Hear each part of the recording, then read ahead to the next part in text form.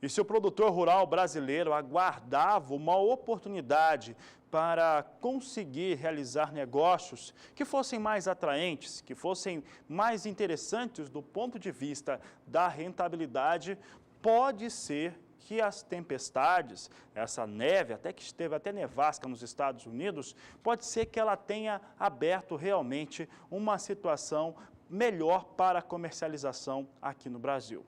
O que aconteceu nos Estados Unidos, daqui a pouco você vai ter todos os destaques, foram fortes tempestades, neve e que para muitos produtores norte-americanos deve provocar o replantio tanto para a soja quanto para milho.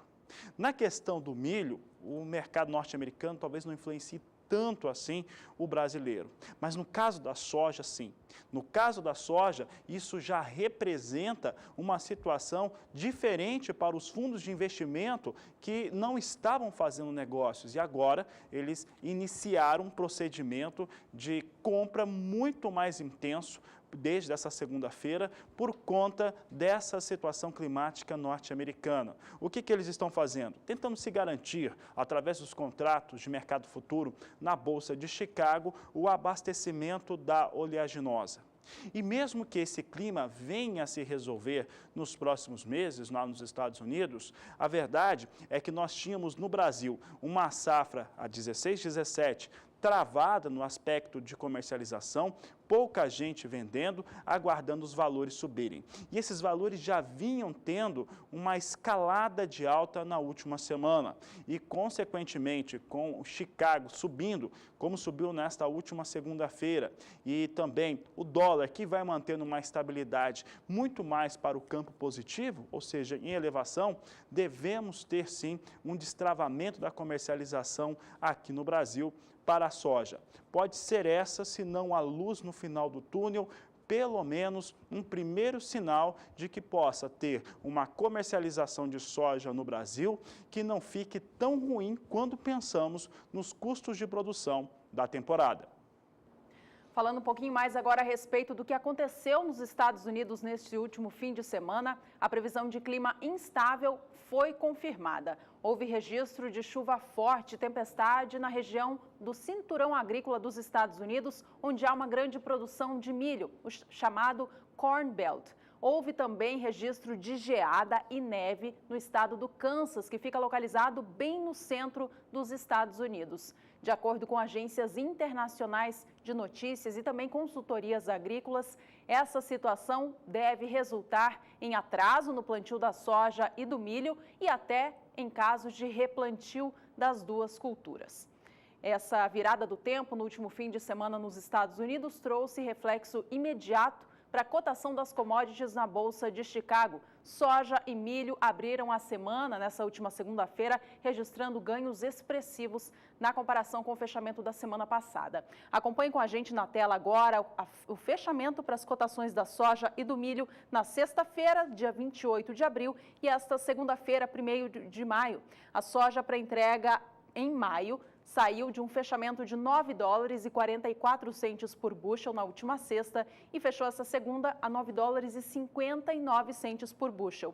A cotação do milho também subiu mais de 10 centes de dólar por bushel de um dia para o outro. Na sexta-feira estava a $3,57 e essa segunda-feira fechando a $3,69 por bushel. Toda essa situação gera muita especulação ainda no mercado. Exatamente, Juliana, mas é uma situação real. Tanto é que os produtores norte-americanos movimentaram bastante as redes sociais, fotografando, mostrando imagens das suas áreas de produção e os próprios norte-americanos. Pessoal, se puder tirar ali os caracteres, fica mais fácil para o pessoal até ver em caso obrigado, da onde que vem essas imagens, né? São imagens que são registradas do Texas, do estado do Texas até o estado de Illinois.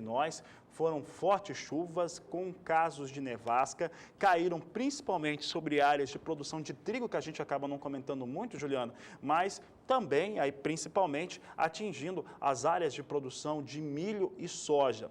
Para muitos produtores norte-americanos, isso não tem jeito. Nós vamos ter, lá nos Estados Unidos, um replantio de área. Resta saber agora o quanto que a semente que ainda não havia emergido dos campos, o quanto que ela ela é afetada nesse solo agora totalmente congelado, muito frio. É importante lembrar que a soja ela não consegue se desenvolver, por exemplo, num solo frio. Ela precisa de um solo úmido e quente para ter esse desenvolvimento. Com a neve, não é isso que acontece nos Estados Unidos. Entretanto, no caso do milho, por exemplo, que já havia algumas áreas já emergidas, e esse milho que já tinha emergido perdeu-se todo, se eu não estou enganado, chega a 9%, daqui a pouco você vai conferir esses dados aqui no Agricultura BR.